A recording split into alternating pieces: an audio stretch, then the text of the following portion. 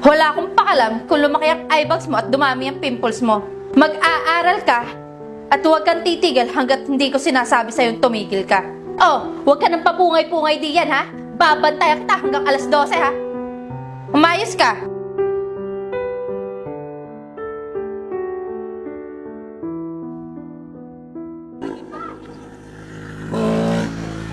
Ano po?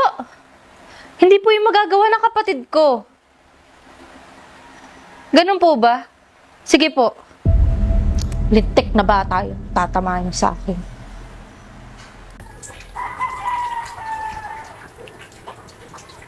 O ate, anong ginagawa mo dyan? Malamang, inaantay ka.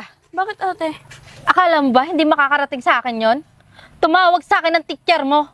Nandaya ka daw sa exam. Ang kapal din ng mukha mo no? Pinagre-review nga kita para maka-perfect ka. Tapos malalaman ko nandadaya ka? Ha? Pinagmamalaki kita sa iba na napakatalino mo. Tapos magiging cheater ka lang pala. Hindi ka namin pinalaking ganyan.